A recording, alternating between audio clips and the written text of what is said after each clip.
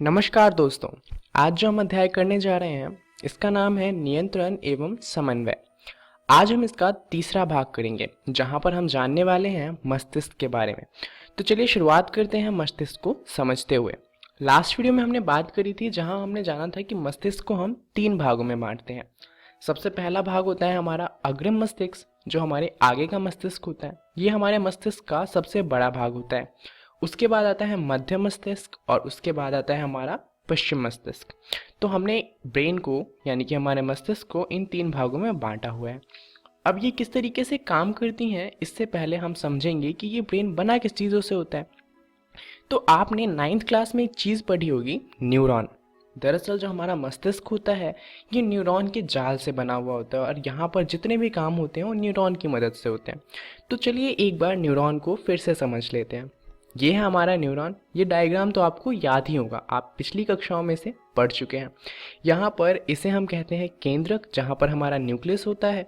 ये होता है हमारा द्रुमिका। उसके बाद यहाँ पर जो इसकी बॉडी होती है वो आती है जिसे हम कहते हैं तंत्रिकाक्ष, और उसके बाद आता है तंत्रिकाक्ष का अंतिम सिरा जहाँ पर ये ख़त्म हो जाता है। अब ये किस तरीके से मदद करता है ब्रेन को किसी चीज़ को बताने में। दरअसल ये क्या करता है, ये विद्युत की फॉर्म में किसी इन्फॉर्मेशन को ब्रेन तक पहुंचाता है। तो चलिए समझते हैं ऐसा कैसे होता है।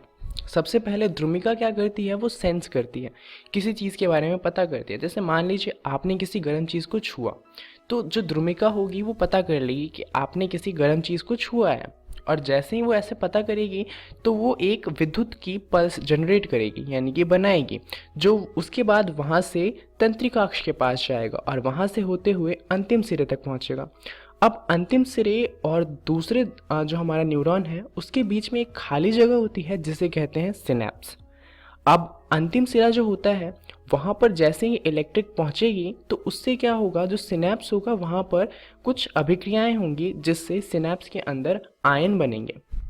अब जैसा कि आप जानते हैं आयन की मदद से जो विद्युत होता है वो आगे जा सकता है। तो इस सिनेप्स में जो आयन बने हैं वो विद्युत को फिर अगली द्रुमिका के पास पहुंचा देंगे, और ऐसे ही अगली द्रुमिका से दूसरी द्रुमिका, और ऐसे ही जो पूरा का पूरा जाल बना हुआ है न्यूरॉन का, उस सब में जो वो विद्युत है वो पहुंच जाएगा और उससे जो हमारा दिमाग है यानी कि मस्तिष्क है उस तक इन्फॉर्मेशन पहुंच जाएगी। तो इस तरीके से जो हमारा न्यूरॉन होता है वो काम करता है। अब मस्तिष्क को समझना है, परंतु उससे पहले एक बार उसके प्रोटेक्शन की बात कर लेते हैं। दरअसल हमारा जो मस्तिष्क है वो बहुत ही कमज़ोर अंग है, तो उसे बहुत ज़्यादा प्रोटेक्शन की ज़रूरत होती है। चलिए समझते हैं कि ये किस तरीके से होता है। दरअसल जो हमारा मस्तिष्क है उसके आसपास हड्डियों का एक बॉक्स बना हुआ होता है जिसे हम स्कल के नाम से या खोपड़ी के नाम से जानते हैं। ये क्या करता है, हमारा जो ब्रेन यानी कि मस्तिष्क है इसे बाहर की किसी चीज़ से चोट लगने से बचाता है। ऐसे ही जो हमारा मेरुरज्जु है वो भी बहुत कमज़ोर होता है, तो उसके आसपास कोशेरु कंडक होता है जिसे आप स्पाइनल कॉर्ड या वर्टिब्रल कॉलम के नाम से भी जानते हैं। तो वर्टिब्रल कॉलम हड्डियों का एक गुच्छा होता है, वहीं पर जो स्पाइनल कॉर्ड है वो मेरुरज्जु होता है। मेरुरज्जु जो हमारा वर्टिब्रल कॉलम है उसके अंदर होता है और वर्टिब्रल कॉलम उसे बचाता है बाहर की किसी चीज़ से चोट लगने से। परंतु ये दोनों ही इतने कमज़ोर होते हैं कि इन हड्डियों से टकरा कर भी इन्हें चोट लग सकती है। तो इनके पास जो ये हड्डियों की प्रोटेक्शन है, दरअसल इन्हें इससे भी प्रोटेक्ट करना है। तो ये कैसे होगा?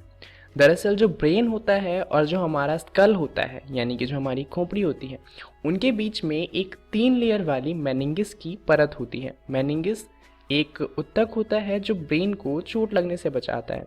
यहाँ पर जो मेनिंजिस होता है और जो ब्रेन होता है उसके बीच में एक द्रव भरा हुआ होता है जिसे हम CSF के नाम से जानते हैं, सेरिब्रो स्पाइनल फ्लूइड। सेरिब्रो का यहाँ पर मतलब है हमारा सेरिब्रम जो कि हमारे ब्रेन को दर्शाता है, वहीं पर स्पाइनल का मतलब है यहाँ पर स्पाइनल कॉर्ड जो कि हमारे मेरुरज्जु को दर्शाता है, और F से फ्लूइड यानी कि द्रव। तो यहाँ पर क्या होता है, बाहर एक स्किन है जिसके अंदर द्रव भरा हुआ है और उसके अंदर ब्रेन है। तो ये एज अ शॉक एब्जॉर्बर काम करता है और इससे ब्रेन को कोई चोट वगैरह नहीं लगती है। तो इस तरीके से हमारा मस्तिष्क प्रोटेक्टेड रहता है। चलिए अब समझते हैं कि हमारा मस्तिष्क काम कैसे करता है। मस्तिष्क को जैसा कि हम जानते हैं हमने 3 भागों में बांटा है। पहला होता है हमारा अग्र मस्तिष्क जिसे हम फोर ब्रेन के नाम से जानते हैं। दूसरा होता है मध्य मस्तिष्क जिसे हम मिड ब्रेन के नाम से भी जानते हैं। और तीसरा होता है हाइंड ब्रेन यानी कि पश्चिम मस्तिष्क जो कि हमारा मस्तिष्क पीछे की तरफ होता है। चलिए समझते हैं कि ये काम कैसे करता है। शुरुआत करते हैं अग्रिम मस्तिष्क को समझते हुए, जिसे हम इंग्लिश में फोर ब्रेन के नाम से जानते हैं।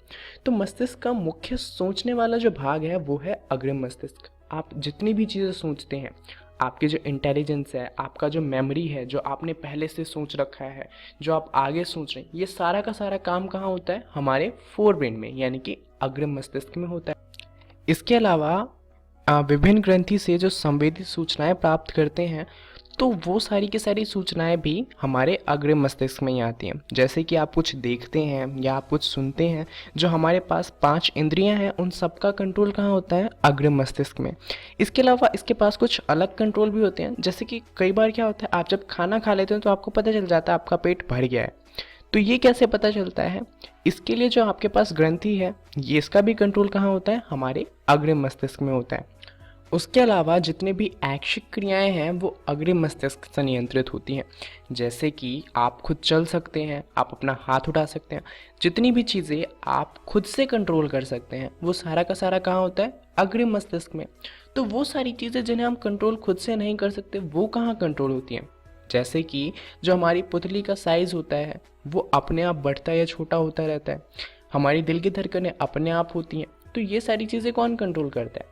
इन्हें कंट्रोल करता है हमारा मध्य मस्तिष्क और हमारा पश्चिम मस्तिष्क। तो चलिए समझते हैं इसको।